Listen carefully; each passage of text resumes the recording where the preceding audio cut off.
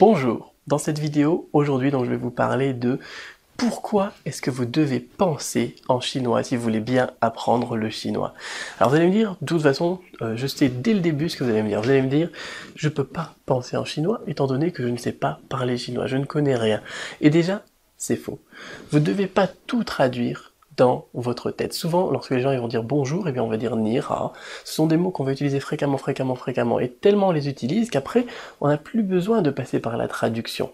Alors comment est-ce que vous allez pouvoir passer justement directement par la case chinois dans votre cerveau avant de faire une traduction ou donc de dire un petit peu du n'importe quoi en passant du français au chinois?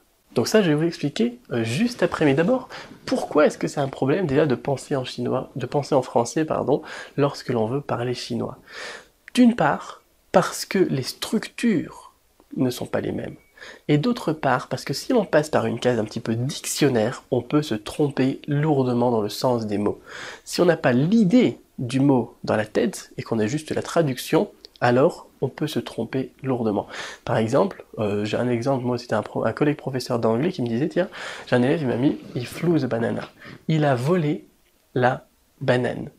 Voler, si vous recherchez dans un dictionnaire comme ça, eh bien vous allez trouver voler comme un oiseau ou voler comme un voleur.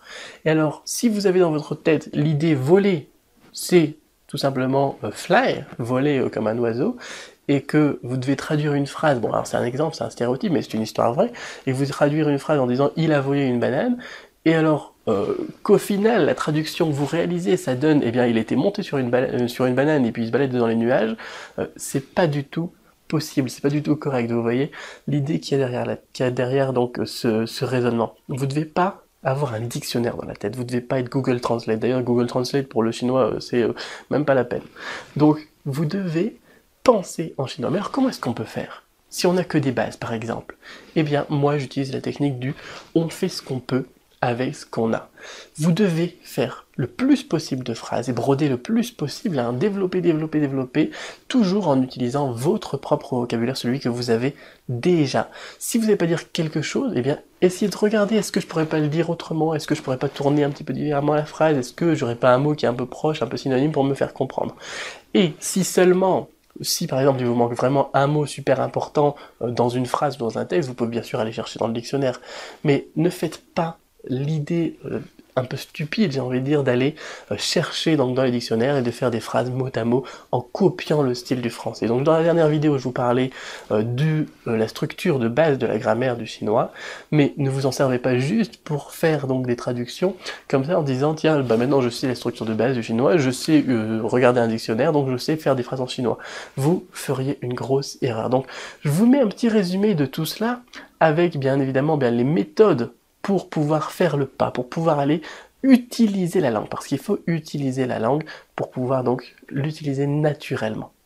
Vous n'apprenez pas le chinois pour dire d'apprendre le chinois, vous apprenez le chinois pour l'utiliser, donc utilisez-le et vous allez voir que, après, ça se fait tout seul, hein, dans la tête vous allez voir, vous pourrez penser en chinois. Mais il faut que vous vous disiez, il faut que vous forciez à faire du... comment est-ce que je peux faire à ce niveau-là pour dire ce que je veux dire avec ce que je connais déjà. Retenez bien cela et on se retrouve tout de suite donc dans la fiche PDF en dessous de la vidéo. À tout de suite.